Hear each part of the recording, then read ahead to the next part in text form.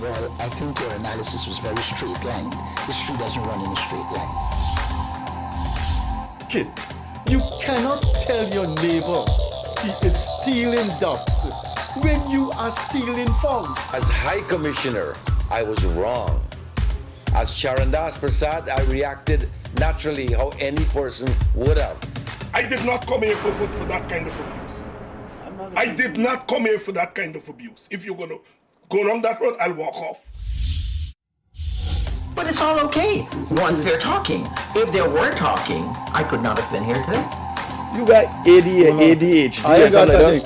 No, calm down. I think I've done enough in terms of taking our team out of trouble from losing. Tomorrow, Taylor. You that's good. I'm reading the script now, and the first person that comes to my mind to play a detective, yes, but an erratic detective, is Mickey Rodriguez. Why an African slap an Indian? Why a man and slap a woman? Look, girl, how you deal with that? You deal with that. We must encourage platforms like this because it brings together different people and allows for discussions to take place in our country on a multiplicity of fundamental issues. Gildarie, you apologizing for something you think I did is wrong. I don't want you to do that, and you should not have done that.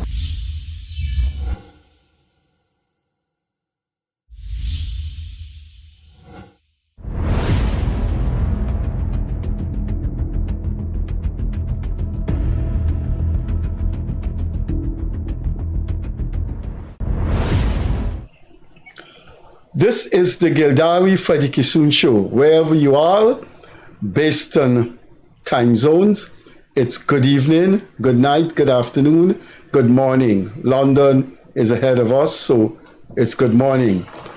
We come to you twice weekly, Mondays, Wednesdays, and Fridays at 8:30 to 9:30. When it's a call-in program, as a matter of policy, we go half an hour extra to give Guyanese and people wherever they are to calling and put on in the public domain how they feel about anything under the sun, or anything under the moon. In about a week and a half time, we will achieve 1 year of this program.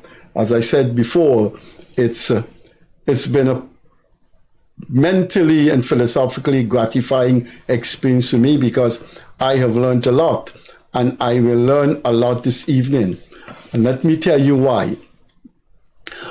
This program has been able to bring out things that have not been written, not on paper, and will not be in books, because the people who come here, some of them say they will not be writing about their lives. For example, President Ramata, former president, said he is not writing his memoir right now. He isn't. Maybe he changed his mind.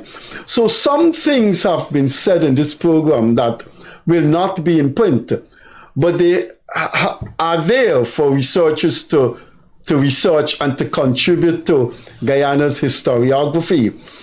And it has been a learning experience sitting next to people who have contributed in large, small, invisible, visible way to Guyana's historiography.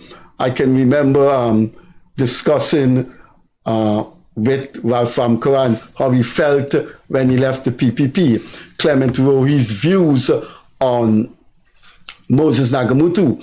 So it is indeed an addition to Guyana's historiography to have people who have made decisions and who have experience about Guyana that should be put in the public domain. And that is one of the aspects of this program that we feel satisfied with.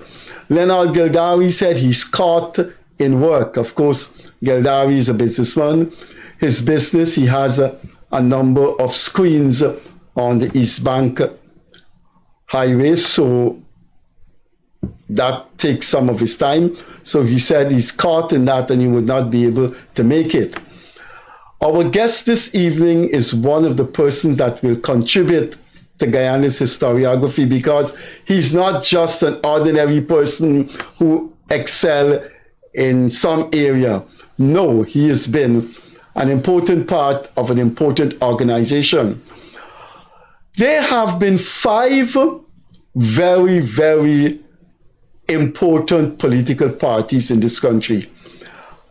I came up with 5 using the criterion of power, popularity, capacity to influence the country.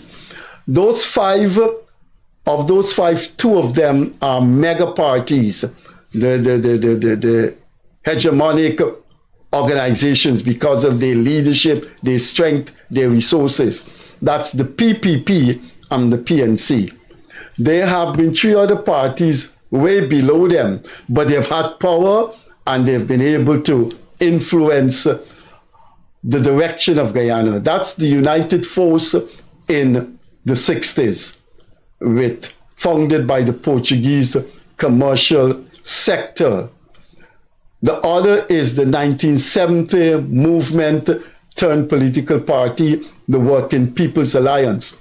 Unlike the United Force in the 60s, the WPA never entered parliament in any force. They had 1 seat in parliament. One time it's Guyana, UC Guyana, one time it's Rupert Rupnawine. Whereas the United Force in the 60s collated with Forbes Burnham's PNC, and they had a number of seats in parliament. So that is 4 political parties that had some say in Guyana's shaping of modern Guyana's politics. The other one, and the latest one, is the Alliance for Change. The Alliance for Change, I would say, of the 3 small parties, is perhaps the one that had the greatest opportunity outside of the PPP and the PNC of really changing Guyana. Our guest this evening is one of the persons who were right there in the war room of the AFC, who saw how leadership unfolded in the AFC, how the AFC adumbrated power, how the theories the AFC postulated. He was, in fact, one of the parliamentarians of the AFC when the AFC was in power, 2015, 2020, and he was a national executive member when the AFC was in power. Our guest this evening is Audwin Rutherford. And Audwin, I've known him personally, so I will call him Audwin. I will try to extract from Audwin, I'll try to cajole him to bring out nuances of the AFC's biology that could add to the historiography of Guyana. Audwin hails from the bauxite town of Linden, and I think when he was in Parliament, Linden was part of his jurisdiction. After that long, winding road, Audwin, thanks for being here. And I have to tell viewers, you were one of my friends and one of the people I gelled with in the AFC. So thanks for being here, and you can now have your introductory remarks before I come back with my questions. Thanks for inviting me to this program, Freddie. Good night to your listeners, your ever-growing listeners, and I must say, listeners that would have continued to grow, but not only continue to grow. I noted this program kind of fill an important gap in our country. This program was able to and continue to be able to have persons from the different divide, both politically and all spheres of life. And for that, I must say congratulations for this program, and I wish this program well, even as it celebrates its 1st anniversary. Freddie, you mentioned just now, I was coming to this program and thinking you will be bowling the pace and Gildarie the spin, but now it's you alone, and you were saying extract. Well, I guess you'll be extracting pace and cajole me to say some of the things you want to add to the history of Guyana. Even beyond saying that, I must clear the air. I like to always clear that I have been living in Linden for the last since the mid-80s, I've been associated with Linden, but I'm a Maikoni man by birth. Not really by birth, because I was born at Georgetown Hospital due to the issues of 63, 64 in the Maikoni area. So I'm really from Maikoni, spent my formative years there, but I've been in Linden more than Maikoni. And yes, I can associate with both places. And you did mention that I was part of the executive, and I would always say on any program and any forum that I was proud to be part of the AFC, and I thought we had a real good system, something that would have grown, and maybe by 2025 you would have been having the best of AFC, but that is all past, and we just got to look forward to the future as it is. Thanks, Audwin. Now, we need to let viewers know that you are currently a candidate in the local government election for the PPP in Linden.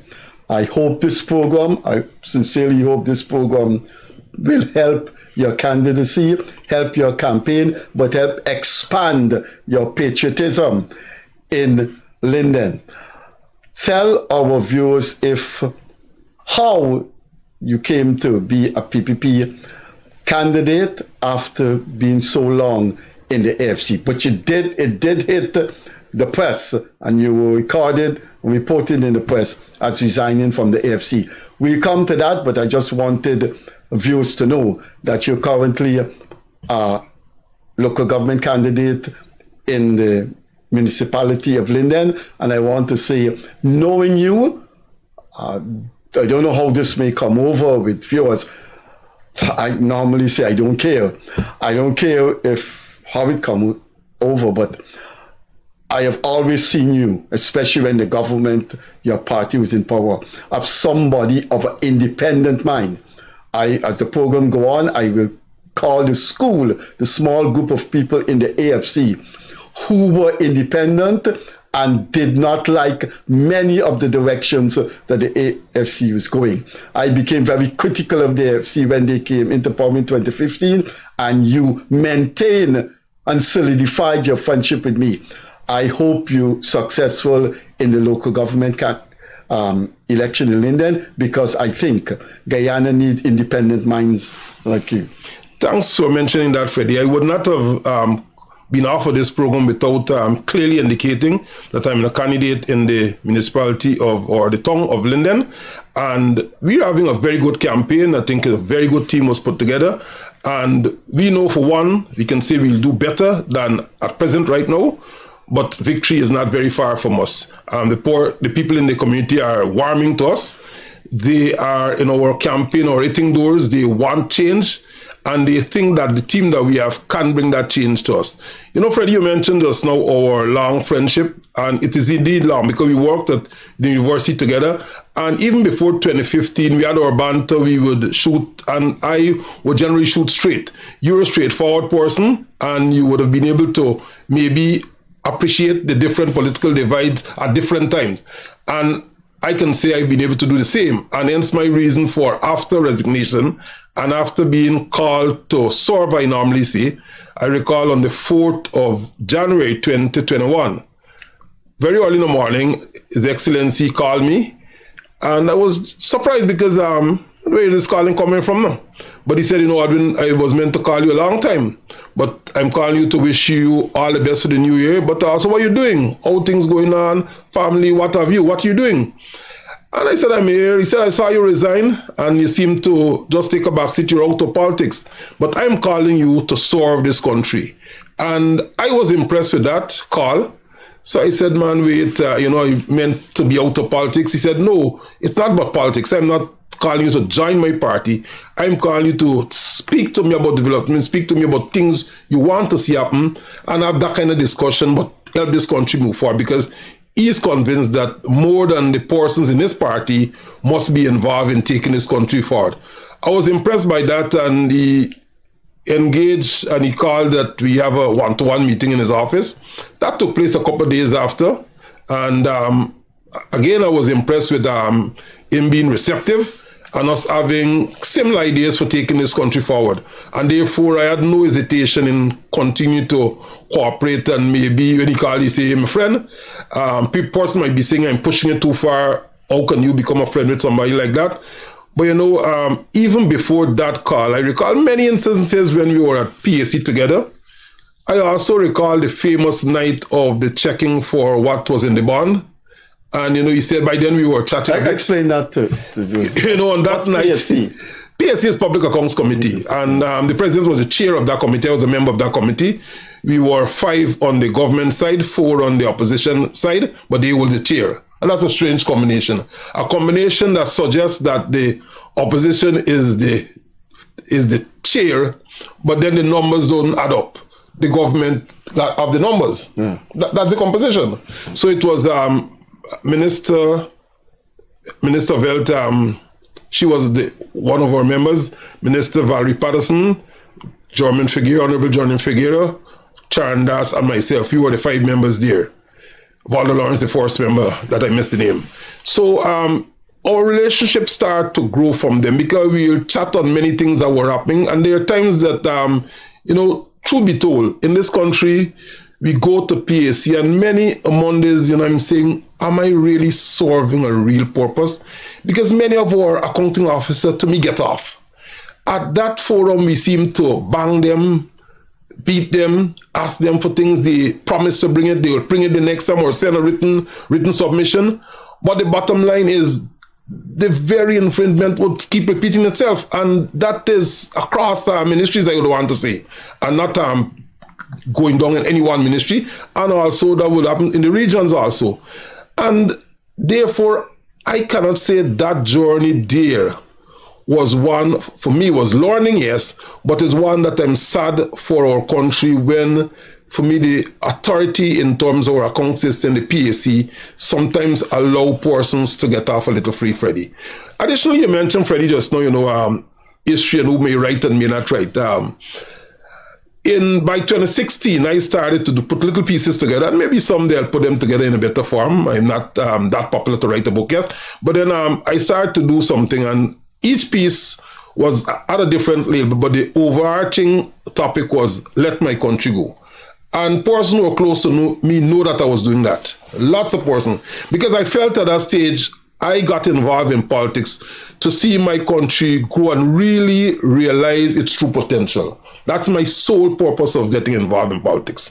To see those small men like you, I know you're a small person, you're a man that would not spare a minute to be with the downtrodden and the persons down on the floor to help them. And I really want to see that group of persons really benefit from the resources of this country. And that was my sole reason for getting into politics. And once you join AFC, you actually are committed to saying, you know what, the 2 big dogs were not doing the right thing for this country. And I think you might have been on that floor too at that stage. And you wanted to see this new aspiring AFC with all the dreams and with a good group of persons here really at some time maybe take over and take this country forward. That is no history, but I was hoping for that. It did not come true, and they say it would never, because I can boldly say I'm not sure AFC would ever, and I have feelings for that party, would ever go to the polls again. I cannot see how they will go to the polls again. You may differ with that, with those views. I wouldn't differ, but let me say to President Ali, if he's listening, or if he looks at the program later on YouTube, I had written a column and I had cited a number of people who I think the government should work with, because I knew them in the AFC, and I knew these people can be trusted. They are just not PNC, PPP, AFC, Indian. They are Guyanese with a nationalist mind. And those persons I cited was you, Michael Carrington, and Leonard Quegg. Mm. I taught Joel Edmond at UG. He's the husband of Gita Chandan. And I said that the PPP government post-2020 should reach out to some people that were in the opposition, that were in the AFC. They should work with them. I think Michael Carrington would work with the government for the people of Guyana if given an opportunity. The same with Leonard Craig and the same with you. And then I think there's Joel Edmond. I have socialized with you guys when you were in power. And I know that power never went to the head of the four of you. All four of you in the executive of AFC. So if PPP leadership is looking at this program, I would suggest just how the president reached out to Audwin Rutherford. You guys in the PPP should have an opportunity to give others from non-PPP organizations an opportunity to contribute to their country. And my friend on my left here, Audwin Rutherford, is one of them. Audwin, I want to ask you to be brutally frank, but also to be analytical. Is there a possibility that the traditional PNC municipality in Linden could be tilted? There's a clear possibility, Freddie, and I want to pause just to add one person to that list that you made just now. You might not agree with me, but I'm still good friends with Rajendra Bisesar. He's controversial, yes, but no, he spoke his mind, yeah. Yeah, he was on the program twice. Rajendra is my friend, will continue to be my friend, and Rajendra is also someone I think I look up to in the AFC, and he would have his views, strong views. He's a man, but I think that he's one of the persons who really want development in this country in a really open way. Rajendra, but you mentioned just now whether you think it would be tilted. Freddie, bottom line is that PPPC, and I notice you live in the Sea-Out, PPPC is with one seat in the municipality at this time. There is absolutely no way that we would have one seat at the end of these elections. That's just about impossible. I think there will be serious inroads made countrywide, yeah.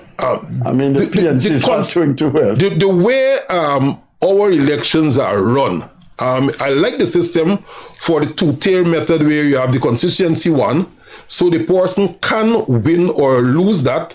And if you lose that, you can lose that by one. But that significant number that you would have gathered, that goes to the big top-up. And therefore, it gives a chance for you not winning a seat in area, but making a significant contribution to your party overall vote in the township, and therefore adding to possible seats. I am seeing a distinct possibility of at least the minimum winning one constituency. And that could be up to 4 or 5 constituencies. I'm seeing that distinct possibility. I would be terribly disappointed if we don't do far better than the one. I know we'll be doing better. No, you'll do better than the one. And therefore, I leave the number that Guyana is changing. You'll do better than the one. I leave the number that I'm playing on, that I really am putting a guess on, not for public disclosure, but I'm looking forward to the number to be realized. What would happen is that, with that said, Freddie, the numbers changing, I am hoping, and really hoping, that PNC can learn something from this. Learn that even in their strongest area, and that took place in 2006. 2006 at the regional and national elections, PNC won 10 of the regional 18 seats in Region 10. And it was 4-4 by the PPP and AFC. And that's significant to happen in Linden. And I'm thinking that something like that is likely to happen in these elections in Linden. That was Region 10, but this is Linden, and we'll make some significant inroads here. You've been around politics a long time. You were parliamentarian for 5 years. You must have a feel for things when you go into the interior, when you go into an Indian area, African area. You because of the experience, you can sense things. This is a campaign that has been going on for a few weeks now. We're coming down to it next week, Wednesday. But from the time the PPP came into power and the time of the disputes within the PNC, which we see is taking serious turns, you must have a feel for how Linden people think about Linden, about politics, and where they want to go. Well, even before saying how Linden people think, I think the PNC, whichever they choose to call themselves, whatever, I know they're campaigning on a Pew banner, but it's really PNC, and they're campaigning with the AFC PNC APNU flag. I don't know if it's charter resources, but they choose to campaign with the yellow and green flag. That said, the feel out there is that they themselves would have admitted by virtue of the massive changes in their list that they're submitting this time. And if they are actually making close to 100% change in that list, it is saying that they would have concluded that that group of persons would have failed. That's the only reason for making that sort of change. And once they would have realized that they're changing this list, the people are not only wanting to see or expecting to see a change in list. I think the people are expecting to see wholesale changes. And there gives rise to our popularity or good chances in Linden. Because the people out there, we've been hitting on doors, we went to just about every home. And yes, they were the one and two persons a little aggressive. One person even talked to us and then say, you know what, you'll talk to me, I understand all you doing, I'm voting one way. And I can understand that. But there was some kind of reception for us, great reception, and persons were saying one thing. After 53 years, we need something different. The town would have celebrated 53 years this year, and we need something more than what we would have received. That's the general sentiments from the people out there. And I'm just hoping that those sentiments are transferred into the ballot paper and we get those votes. We know in the last week, lots of things would happen. The smear campaign would start and it will get dirty. The racial issues, I mean, that seemed to be their trump card. And the main trump card is that PPP might not have done enough for Linden. They never campaign on what they would have done in 53 years. That cannot be a boast. So their main issue is race, or you know what, PPP might not have done something for you. And seldom they are saying what they will do for the people of Linden. I have noted that clearly. So I think our chances are good, and the beat in Linden is that we are having a good following. In most areas, we have some areas that we are particularly strong in, that I know that we are definitely on to win that constituency or two. And I look forward to favorable results come day, and each party of substance know the results by this time on Monday night.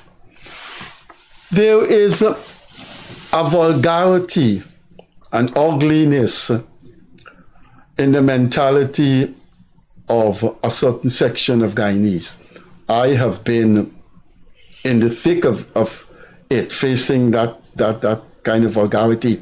But because of the way I grew up rough in Wortmanville, in South Georgetown, and my years have grown up, it doesn't affect me.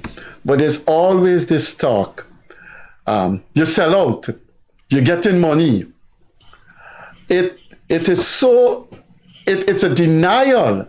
It is a denial of the spirit of a person, that a person cannot experience the road to Damascus thing, that a person cannot say, look, no, I am looking at my life and looking at my country and I want to go in this direction. Have you experienced that in Linden? You sell out, you get 50 million. Have you experienced that? A couple of persons on social media would have been saying a couple of things. I noted it's not getting any kind of traction. In fact, I'm not sure if I should help him to publicize this, but the regional chairman was in a barbershop, and his fame or something to boast about was, how Rutherford going to do something for you when he was an MP and he didn't even look after your own street. But you know, I put a spin on that. I know that PNC had something against me. I hold strong to AFC. I did not compromise. I served as a regional councillor between 2011 and 2015. I served under the chairmanship of Sharma Salomon. someone who, the very persons campaigning with him now, did not see one good bone good about him in 2015. The very persons campaigning with him. So if I was to give him any advice, is to watch those persons who were beating you from the back. And they only embrace you now because the party was in such a position, they were helpless virtually. Myself, Sharma, and Vanessa, we were at a meeting in That's Vanessa Kissoon. Yes. And I must compliment Vanessa for her strength. I can publicly do that. And the issue was, these three must not talk at this meeting. And I recall I'm saying, and I would say that any one time, I'm not living, politics doesn't feed me, so I'm going home. Or I'll say in the crowd, I don't have to speak at the meeting. It's not about me. And she was adamant. She said, no, they cannot take us off the list. So she stood strong to that, and eventually we were allowed to speak. But that's the kind of atmosphere that they had against these very two persons that they have tried to bring back into the system to get some life when they were virtually dead. Sharma Solomon is in the campaign at the moment. He seemed to have a topsy-turvy relation with the PNC. One time he is a villain, one time he's a hero, one time he's a non-entity in relation to the PNC. What is going on? Is he... He's in the campaign. He's virtually leading the campaign, and if they make 20 speeches, he would have made 19 and a half. He's there... he's the PNC campaign, and the PNC campaign is him. More or less, they're trying to work around him, but he is the focus of the campaign. And I could understand him after 5 years of being pushed aside and being really treated bad. I recall once I asked, why this to Sharma? Because I thought he would have brought back that party when they were at that same 10 seat in 2006. They were at a weak stage, and he helped to give them life. And to me, it was very unfair to have him what they were doing after 2015. Give him a little job somewhere, that's not all. He wanted to be involved. And I thought they were not right. And when I asked one person, I recall the answer was given, for him to come back, he got to come and beg good. So I am not sure if he begged good, but he is back in. So one can reason something went on.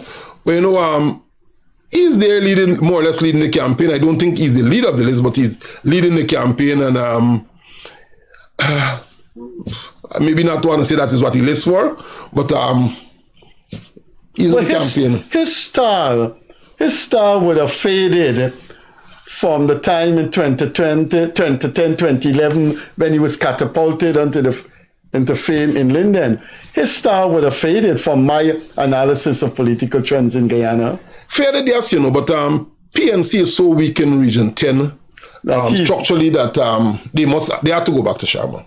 There was no one, I cannot see who else they would have put in the mantle than to go back to Sharma. What Corbyn is from your area, Christianburg? Is he visible in the campaign? No, Corbyn is not visible, and Corbyn has not been very visible for the longest while we know. He's not been visible for the longest while. Maybe that's his personal thing. I don't want to speak to that, but I recall once he made a speech somewhere, I think it was a river festival, where he would have said to me sitting next to me, you know, I am out of this public speaking thing and so on. But he was a good speaker. Okay. We will come back to what you think is going on in Linden. I see the projects all over the place, what have you. But I think, as I did say in the introductory to this program, one of the valuable, priceless, missed opportunities in the history of Guyana is the AFC's inability, or the AFC's deliberate, mischievous abandonment of the faith Guyanese people put in them. Now, I am going to give you one example, and this example will be like in the form of a question, and then you take it from there. This is how the AFC operated in government, and it was so horrible. I will never forget the afternoon, Audwin. I was coming out of the Shell gas station shop. You know, these gas stations have the little shops attached to it. and I was about to go into my car when the second in charge of Guyana constitutionally, Prime Minister Moses Nagamutu, that man rang me and said, Freddie, where is what's his name, Leonard Craig? They're knocking him off. I want to talk to him before. I think they already prepared a letter to knock him off as chairman of the National Broadcasting Authority. This was the Prime Minister who was in charge of the National Broadcasting Authority, the boss of Leonard Craig, the man second in charge of the government, telling me they're knocking off Leonard Craig. And I want to see before it happened. I ain't got nothing to do with that. Audwin Rutherford, every word I said there is the truth. And every word there showed the degeneration and the national's betrayal of Guyana by the AFC. Over to you. Every word you said is true. Was he the second in charge of the government? Well, I'm glad you said that. I'm asking you. I'm asking you now. I never got the feelings he was second in charge of government. You know, you mentioned the national broadcasting. You know, I recall there was a television station in London, and this must be told. After post 2015, what happened is that there was some movement to change that into a kind of community station, where the people, through the representative, have some kind of control, a board put together. A 15-person board was put together. I was one of the 15. There might have been one other person who wasn't directly PNC in it, and that was a young lady from Kokwani. But beyond that, it was PNC. And they were there with two persons fighting, not to have the community station up and running and to serve the people, but fighting for which team would lead. So it was Sharma versus the late Sandra Adams. So in the end, it seemed as if the night when we were scheduled to have the elections, who would be the chair, they worked it out well in that Sharma would have had himself, and Vanessa was part of that too, himself and 6 others, so there were 7. And Sandra would have had herself and 6 out of 7. Remember, I'm in between now. I was called and told watch how I should vote. But I can say publicly that I would be voting for Sharma. That was known. And therefore, the other side, after secret ballot we won on secret ballot because I'm voting for secret ballot. The other side just break up this meeting. It cannot go forward because they know they will lose. Having said that, on the death of Sandra, I asked the very gentleman that you said were responsible or second responsible for something. I said, man, she's out of the way now. Configure back this thing, whether I'm in or out. And that's but let this thing go forward. And what he said? Can't do anything about it. And he's in charge. And it was left like that. It was left like that forever. Okay. Now what is happening, Freddie? The end of the story must be there. So they are complaining now of not having airtime. But you had a station that you could have controlled, the people would have controlled the station. But you choose to fight over who would lead that group. And it must be known that equipment and stuff were purchased to do work there. Money was spent there. And nothing became of that. I'm going to ask you now, just for a few minutes, we're going to go back to Linden and the elections. Phil, contribute to the historiography of Guyana. Where did the AFC go wrong? What is your analysis? I don't want your condemnation. I want your intellectual analysis of the leaders. Now, we had some of your friends on this program, and not your colleagues, although they were your former colleagues, but your actual friends. Leonard Craig, Virginia Besessar, he came on the program twice. And they were quite scathing, Michael Carrington, quite scathing in their condemnation of some of the leaders of the AFC. For example, Virginia Bessessa said clearly, Ramjatan was an autocrat.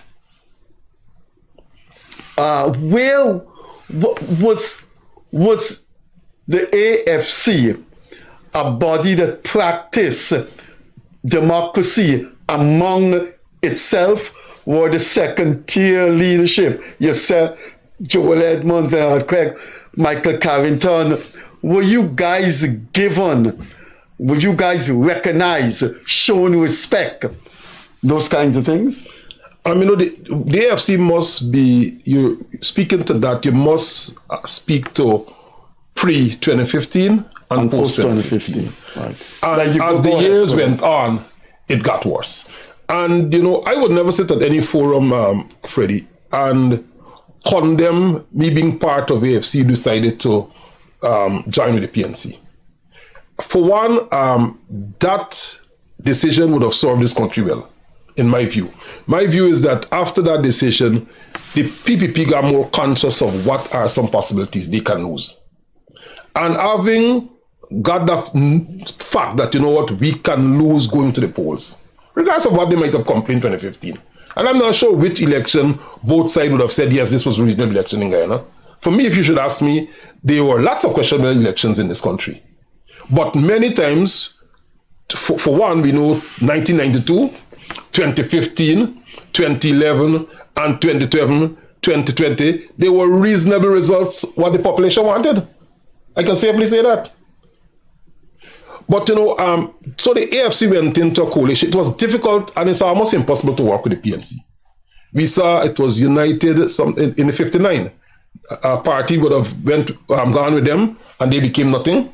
UF. That party is National Democratic Party, yeah, Carter. Yes. And then Pitidigal United Force. I am going to say that they can't even work with themselves. No one can work with the PNC.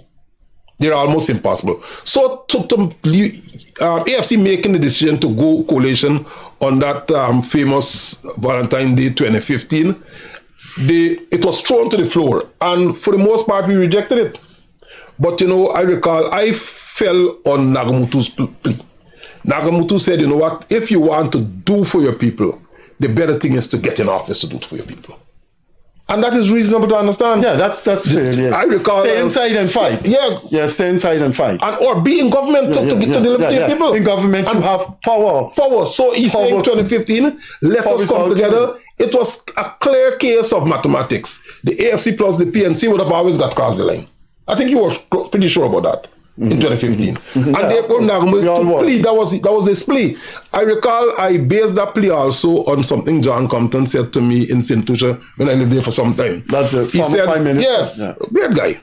And he said the first thing you do when you get into power is to understand how to stay in power. And the only way that can come is by serving the people. Because at time said, John, you're not losing.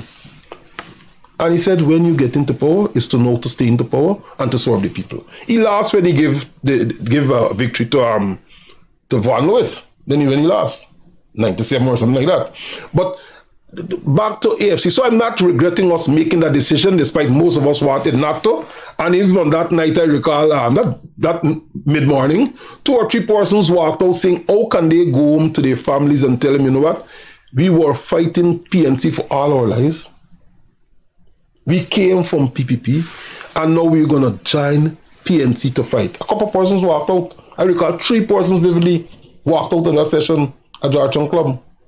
You can remember their names, but you don't want to... I may tell you the name off camera. I'm sure on 2, and I'm not sure on the 3rd person, but 3 persons walked out. They cannot go and face their community back with that message. But you look at the accord, and the accord that said we were convinced on... That's the Commons-Borg Accord. The first one. I vividly recall the first one that they sold to us was that, you know what, there will be 5 executive in the coalition. A president, prime minister, and 3 vice presidents. And it was clearly said to us, and if it was not written, let somebody show me it was not written, that AFC will get the prime minister and 2 of the 3 vice presidents. What happened was a 3-card game. We did not give you the second one we were supposed to give you. Give you Ranjatan alone. But we play a trick in giving Ali Cog a vice president. A non-voting vice president at that. You know he was a non-voting member of the National Assembly? Are you aware of that, Freddie? No, I'm not aware. He was a non-voting member of the National Assembly. And if that wasn't the case, I apologize to this nation. He was a non-voting member. So, although he's the head of one of the parties in APNU. Their parties, really? Okay. They have not become parties afterward. And that happened to be the fact of the matter. So from day one, this configuration of a coalition just couldn't work. It was a three-card trick. And I recall vividly asking the question, you're splitting the ministry and ministers and all manner of thing, what is happening at the regional level? And that shows the direct disrespect for the regional level. There was no thinking of, you know what, you can get a vice president or a vice chairman or what would happen.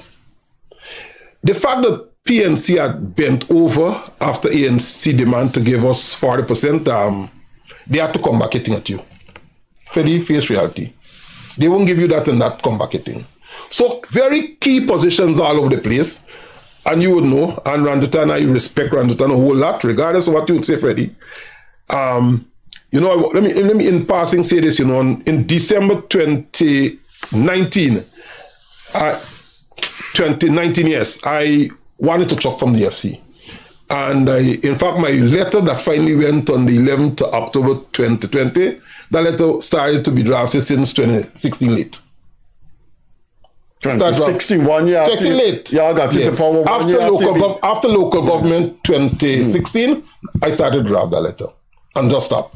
And I wanted to see Randita, and we had a long discussion. The very day they had a session, we were meeting the people because we love to meet the people at that stage at coffee. And Randita spent 2 hours in his office. He said, I must talk to you, Audwin. And he said, you cannot destroy this thing. And he convinced me to stay, and we had real fruitful discussions. No, but hold on. We got to we got to contribute to the historical record. You have to tell the people out there why 1 year after all your struggles, you're able to. You have done a lot of work in Linden. In fact, you had.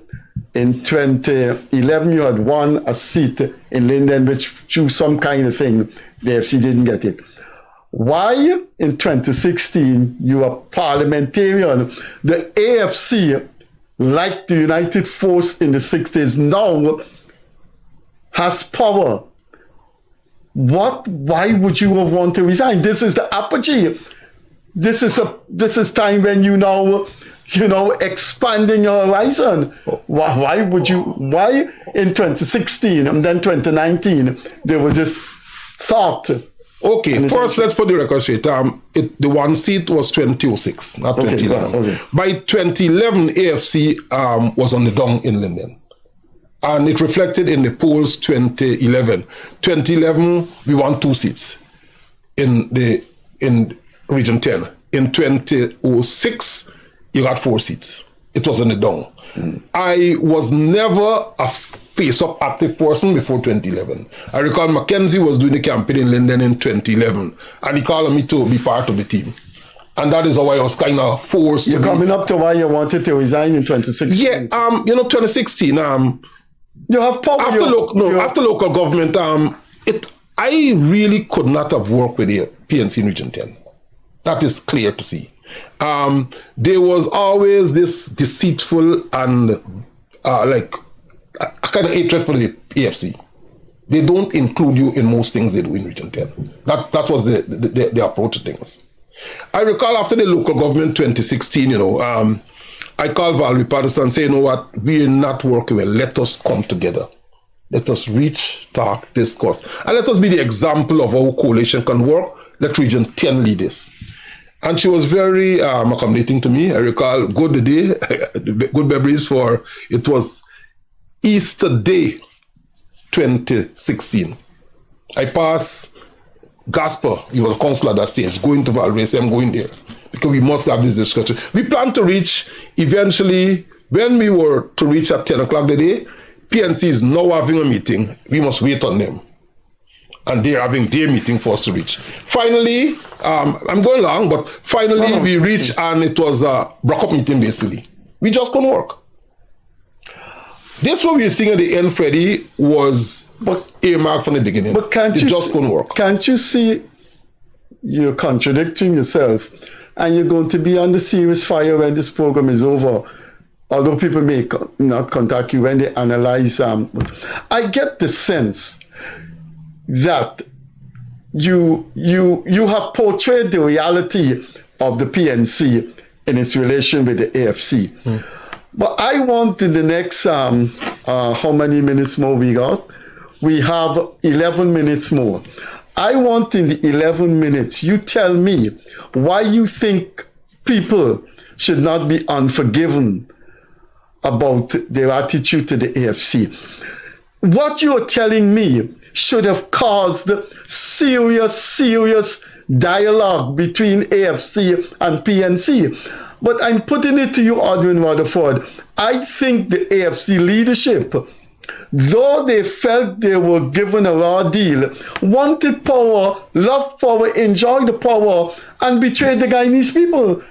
They were just saying, okay, the PNC like that, so be it. Why is it that you're not seeing some kind of scoundrel behavior or unprincipled behavior on the part of the AFC? You're pushing it far there in terms of the behavior. I cannot go the opposite of your remarks to the AFC. They might have not have acted in terms of the senior executives in the best interest of the party at many stages, but each and every national executive meeting, the general feelings was, we want to not go in this direction. We felt that we should have been doing more for the people. Particularly, let's say when we put, let's say, a tax on education. When we put private school education, that was really, I think we made a statement after then. A statement came out. We had that NEC at Humanian, I think it was. And a statement came out, strong statement came out condemning that. For me, I would have, I might not always write, I would never write, but I would have voiced my opinion, and many of us. For me, someday I'm a little technical. So for me to you just put a bar on the age of vehicle that cannot come in the country. I know the average AFC person was not with that. There are many things the average person in the party was not with, and once there was a national executive, they stood strong on it. You can stand as strong as you want. They might promise they're going to go to the PNC and reason and do whatever, but nothing much would change. Well, we know the education issue that was changed because they took that off quickly. Remember, they took that off. And, but that was changed not because AFC. Everybody was saying, look, this is unbelievable. You put in VAT on education. What you think it's only elitist people is go to private school? I am above working class. I wouldn't say I am over middle class. I am below middle class, but above working class. And my kid went to private school. I know people in my life who are teachers, policemen, soldiers, and the kid going to private school. How could you put... I'm not giving undue credit to the AFC, but I know after that NEC, we had a straight release on that issue. It's the PNC ignored, but it's the Guyanese people. It's the Guyanese people. The PPP, of course, was relentless, but... We were strong against the sugar workers issue too, Freddie. Randitan might say all that he was saying, but the average person, an average man would come on the show and say that. The average person, I don't know what he will say, but the average person felt that you were too harsh in that situation in the AFC. That was the average feeling in the AFC. But they continue to... Audwin, before this program is over, time is going, you have to assign some thoughts to the big ones in the AFC and how they behave. Raphael Chotman, Kemaj Ranjatan, Cathy Hughes, Patterson, Dominique Gaskin, Holder. I mean, Holder was an incompetent agri-minister. Why wasn't Holder not... How Holder became a minister in front of Charandas Prasad, who grew up in Kanji and lived among Barbicians? Why the AFC continued along this degenerate path?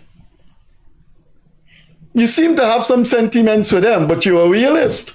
No, I'm not about sentiments. I'm saying that clearly, Freddie, that yes, the leadership would have failed.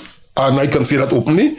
And that is not my statement alone. The fact that the kind of support they're getting right now reflect that. So I cannot hide behind anything and say that, you know what, No, leadership of the AFC would not have it. I want to, from all that have been discussed by people around the world about the AFC, there's always this assessment that there've been one wrong part after another, one terrible lapse after another, but they survived they survived 5 years.